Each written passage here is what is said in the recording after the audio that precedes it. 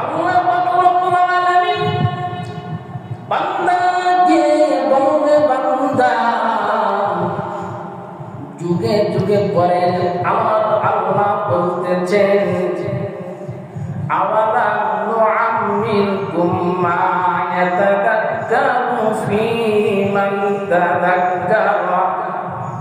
আমার আল্লাহ বলবে, বান্দা আমি আল্লাহ যুগে যুগে দুনিয়াতে তোমাদের জন্য, তোমাদেরকে ওয়াজ করার জন্য, নসিহত করার জন্য আমি আল্লাহ যুগে যুগে রাসূল নবী প্রেরণ করেছি তোমাদেরকে শুধরানোর লক্ষ্যে।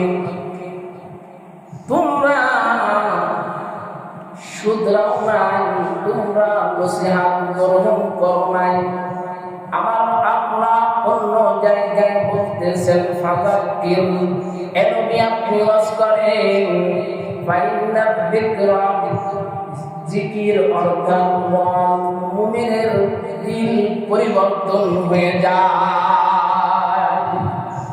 ওই দিন পরলোকের জিন্দেগিতে আমরা বলবো, আল্লাহ আমাদেরকে দুনিয়াতে আমানত পাঠিয়ে দেন।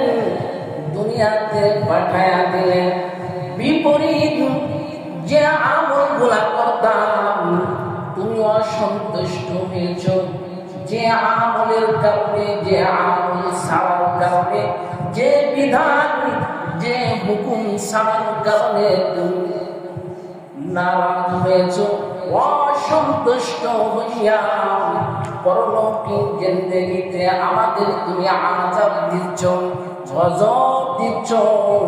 ও মালিক, আপনি আমাদের আবার পাঠিয়ে দেন, আবার সুযোগ দেন। আমার আল্লাহ বলবে, যুগে যুগে আমি নবী রাসূল আপনি পাঠিয়েছিলাম, নবী রাসূল চলে গেছেন, তাবিঈন তবে তাবিঈন আমায় মুস্তাইন বুজুর্গদের আজকের দিন পর্যন্ত আমার নায়েবরা, নায়েবে রাসূলরা মসজিদে জুমার খুতবার সময় তোমাদেরকে বোঝানোর চেষ্টা করেছে, তাও তোমরা বুঝো না। এখন যদি তোমাদের দুনিয়ায় আমার পাঠায়া দেওয়া হয়, তাহলে বান্দা তোমরা আমার দুনিয়াটাকে শেষ করে আসবা।